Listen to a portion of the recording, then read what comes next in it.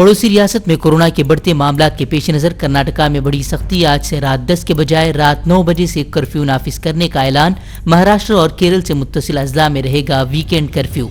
इबादतगाहों और दीगर मजहबी मकामात को कोविड रहनुमा उसूल की पासदारी के साथ खोलने की इजाज़त। महाराष्ट्र में 17 अगस्त से 5वीं से 8वीं तक के तलबा के लिए स्कूल खोलने का फैसला।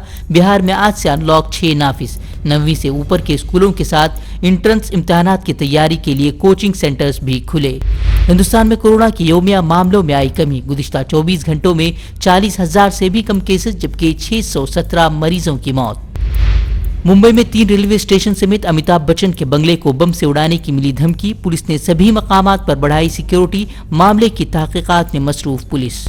सुलह के रास्ते पर हिंदुस्तान और चीन। लद्दाख के गोगरा में चीनी और हिंदुस्तानी फौज पीछे हटकर अपने पुरानी जगह पर पहुंचने को तैयार। 31 जुलाई को हुए समझौते के बाद पीछे हटने की कार्रवाई पूरी।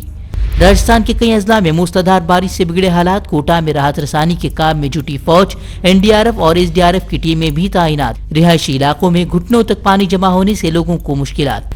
मध्य प्रदेश में भी बारिश के बाद सैलाब से आफत। 18 लोगों की मौत। 50,000 से ज्यादा अफराद कैंप में पनाह लेने को मजबूर। बिजली और पानी खिदमात मुतासिर। सियाह ज़री कवानीन के खिलाफ एकजुट हुई अपोजिशन की 14 पार्टियां। जंतर मंतर पर किसान संसद पहुंचकर मोदी हुकूमत के खिलाफ की नारेबाजी। किसान बचाओ मुल्क बचाओ का दिया नारा। राहुल गांधी बोले हुकूमत को सुननी होगी किसानों की बात। मोदी हुकूमत की जानिब से राजीव गांधी खेल रत्न का नाम बदलने पर हंगामा।